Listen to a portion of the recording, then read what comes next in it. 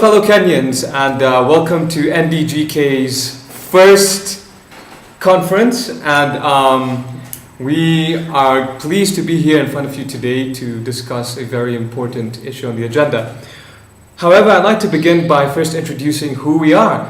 When you first heard the NDGK, you must have been wondering who is or what is the NDGK.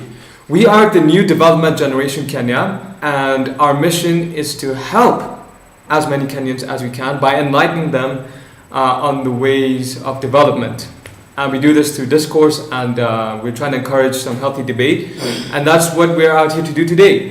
Before I introduce you to the team, I'd like to give you a brief background about what we've done and who we are. We essentially promulgate the message of integrating and uniting through sport and leisure. And we were founded in the month of May last year. And we were inspired by our friend Pierce Robinson of the PNM Abroad in Trinidad and Tobago, who also runs a similar organization like we do. So we'd like to get straight into it. Now that you know who we are as a collective unit, I'd like to introduce the team individually. So I'd like to begin to my left.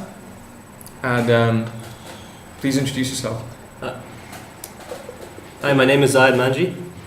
I studied international relations at university as a master's degree, and I'm here to talk about. I'm here to MC this discussion. Hey, I'm Shwet. I'm a basic international relations guy, and yeah, that's basically it. I'm the general secretary. Hello everyone, my name is Alex Moyoki. I studied actuarial science in the university. I'm basically the general administrator of the group. Thank you. Hi everyone, my name is Lawrence. I'm the vice president of the NDGK and very passionate about the country. Thank you. Hi everyone, my name is Sarish. I'm the treasurer of NDGK. Excellent. So, yes, we're a little nervous. It's our first actual, what you want to call it, a podcast, a webcast. Either way, we're a little nervous, so bear with us for a moment, but I'm sure we'll get through this in the end. Getting to serious business, guys, we would like to discuss something very important, both to our country and to us as individuals. And the topic for discussion today will be determining a criteria for good leadership. So, what is a good leader? Who is a good leader? Who do we want to choose come March 2013? No names mentioned. We leave that up to you. We will just leave you with something to think about as we go through the criteria for good leadership. I am going to hand it over to the moderator, Zayed Manji, who will give us a quick run through about what exactly we're going to discuss before we get right into the thick of things. Zayed. Well, let's get the show on the road. Now, there are a lot of important criteria for good leadership. Now, I know many of you can come up with hundreds, thousands of ways, but let's start off with something that I think is personally important, and that is integrity. Now, this is a very valid point in today's election. If you were to vote today, I'm sure you'd think about the integrity of the candidate. So, Sarish, what would you say if you were to vote today about the integrity? You know, they need to have a good background, a good education, show the people what they're all about, be honest. What do you think about the matter? I think integrity is one of the main points for personally that I would consider, because like honesty is very important, and the people are handing the job to the person to run the country for them, and it's also their money going into the economy as taxes. So integrity is, I think, to me, the most important point, and everything needs to be clear on how things are going, and what they're doing for the people. Because if they don't think about the people, then what are they doing? Very valid point. Something I also agree with. I think integrity is extremely important when selecting a leader. I think integrity essentially does mean good, right? I mean, when we talk about good leader, we talk about leader with integrity, somebody who values himself, who values the country, who values the people, and as Sarish said, who will not misuse taxpayers' money, etc., etc. So that's essentially what we talk about when we talk about integrity. So very much but I have to say, surely, gentlemen, we've seen many honest and good people fall by the wayside when they introduce themselves into politics. Surely somebody who is maybe a bit less integral, they may have not a good background at times, but they seem to be able to get the job done. I can point to numerous examples. A lot of you may not agree with this, but Mubarak in Egypt.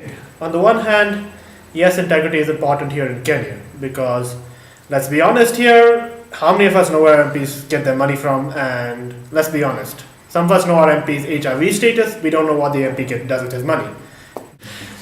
I think to me, integrity is a basic issue because once a leader has integrity, he should be able to lead the country well. But I would say that honesty is another important factor that needs to be integrated to this, because once a leader is honest, he can be transparent to the people, and once you're transparent to the people, you know the dealings, you know how the money, the CDF counts, and you know the breakdown, and you actually get to know how the person who has been entrusted with your money really gets to use it. And also I would say that you have to be hardworking, because as much as you don't have a good integrity record, maybe you might be hardworking. Maybe the people who are around you might have a high integrity record, but you yourself don't have a high integrity record, but you're hardworking. So I think hard work is also an important factor.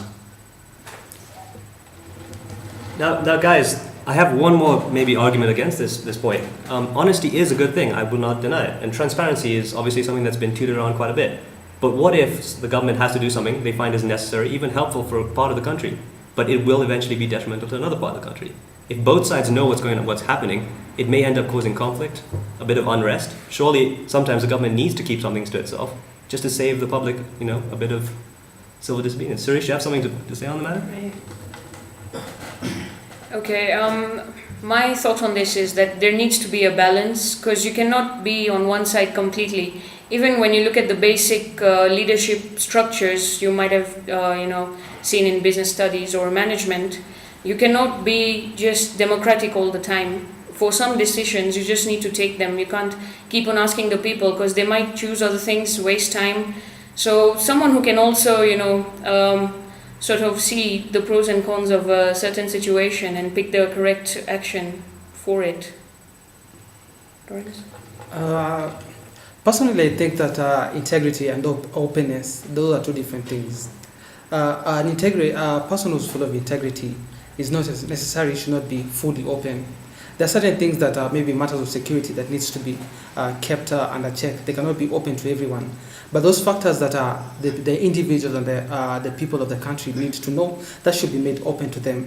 So it's also important that a good leader should be open enough to reveal to the people what they need to know, and also be honest and have integrity to show the people that you pay taxes, this is where your money goes, and actually people can even account. They can say that actually we've seen where our taxes go, because maybe the roads are built, schools are built, maybe the healthcare is also improved. Yeah, that's my view.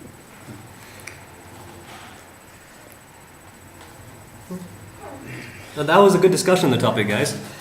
Now I'd like to move on to the next topic, which again is a really important topic, obviously.